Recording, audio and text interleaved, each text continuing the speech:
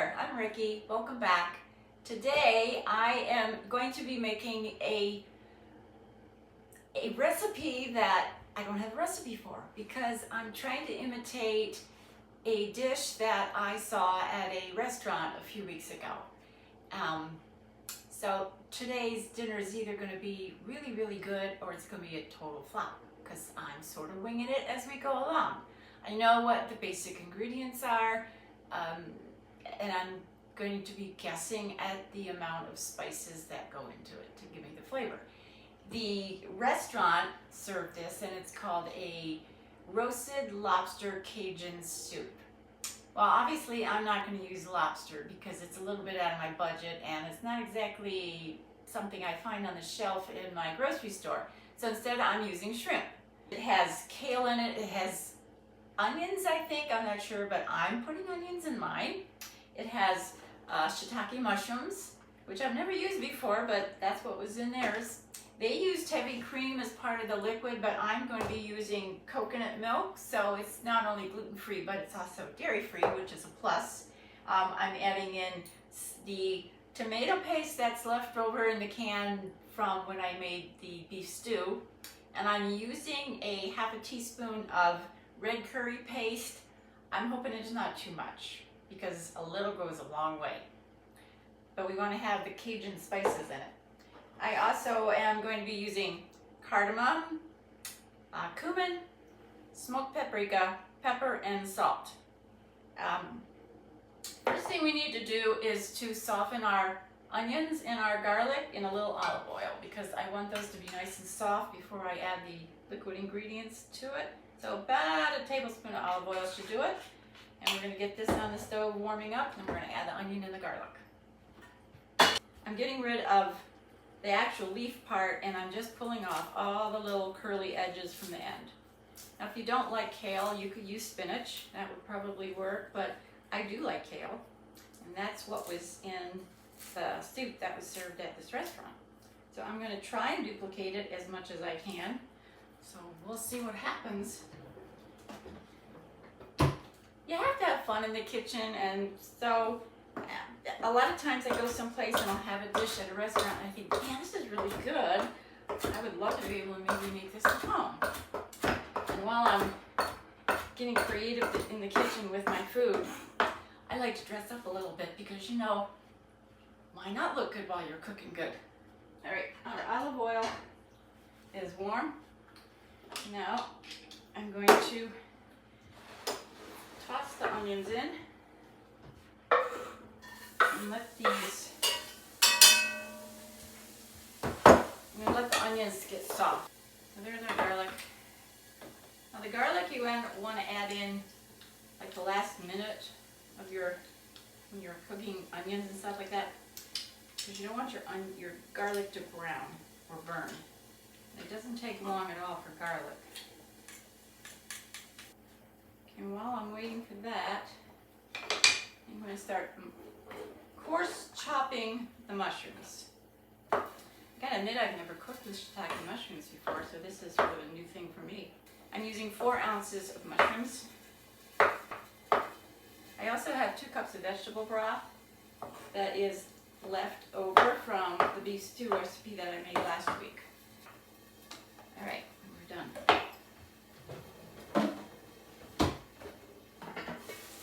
Okay.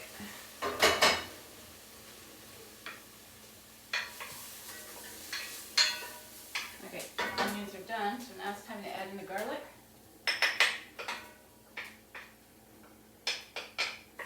And again, I'm only going to cook this long enough until I can smell the garlic. Then I'm going to turn off the heat. Alright, that's done. Now we're going to add in our liquids. So I'm going to put in vegetable broth first.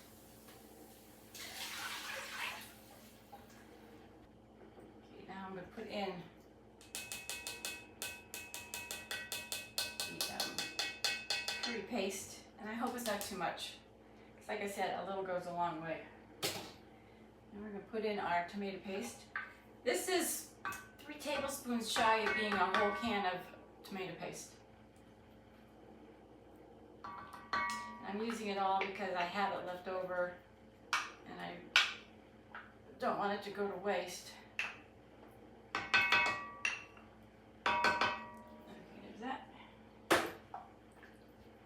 Now it's time for our coconut.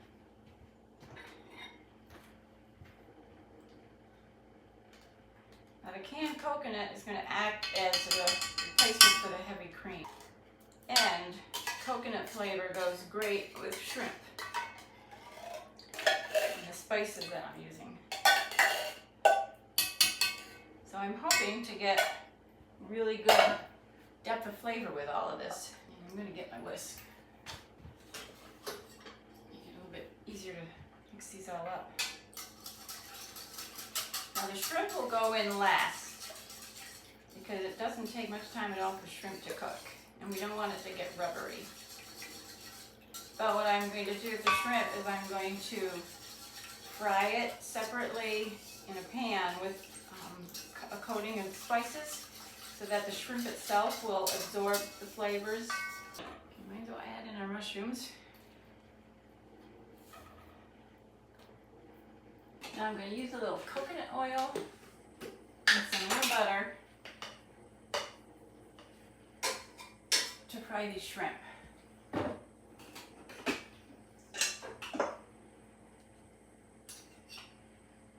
And I might even add some butter to the sauce once I taste it. Like I said, I'm making this recipe up as I go along and hoping for a really good outcome. So now, I'm going to heat that up there. All right, and here is our shrimp. I have already sliced, I should say cut each shrimp almost in half because I'm trying to get the effect of the big pieces of lobster that was in the restaurant soup without it being lobster. So the easiest way to do it is get yourself a little nice small paring knife. Take the curved end and just kind of hold it between your fingers and slice down the top of it. You're going almost all the way through, just enough to open it up. And for the ones that have that little vein thing, you can pull it out with the tip of the knife. And you notice that I have a glass cutting board. You don't want to use wood cutting boards for poultry or fish or beef, any kind of meat. You always want to use glass.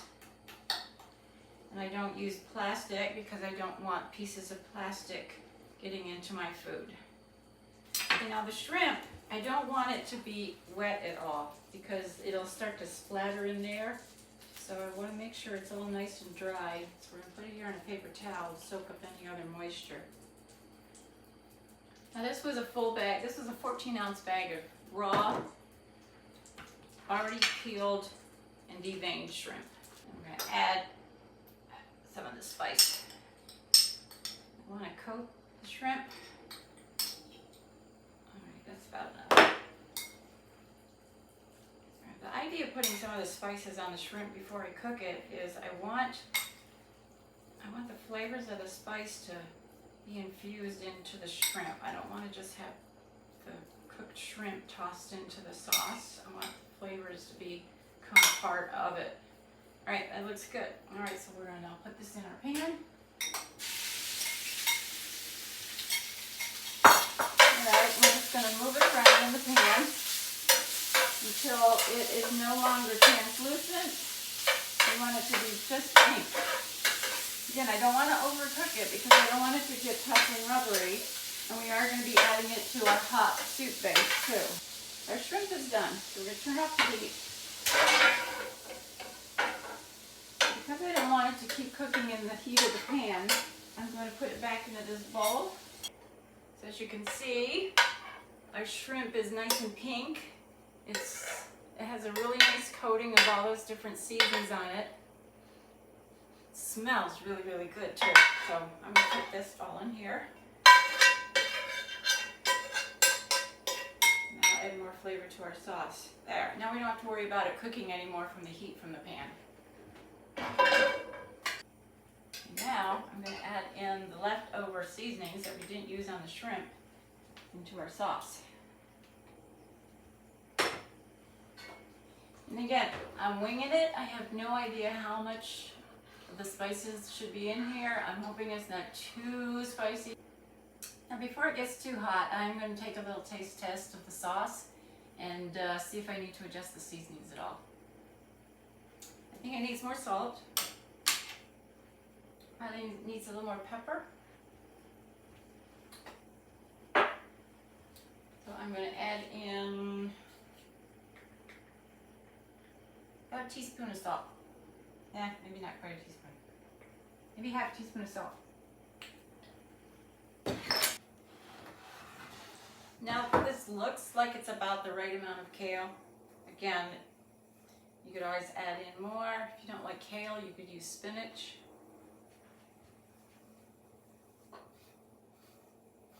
I'm also thinking that maybe I should add a little bit of coconut sugar. It's like it's missing that little bit of undertone of sweetness, so I'm going to get some. It's starting to come to a boil now. I think I'm going to also add a little more black pepper.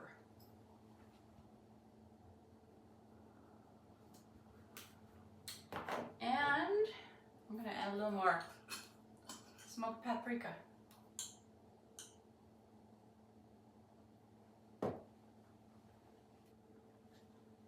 Well, our sauce is done simmering. All the flavors are blended nice. The kale has softened up in it. The mushrooms are done. I'm going to put a little bit of the sauce with the mushrooms and the kale.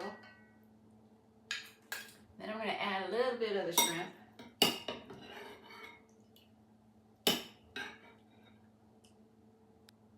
Okay, it's time to try.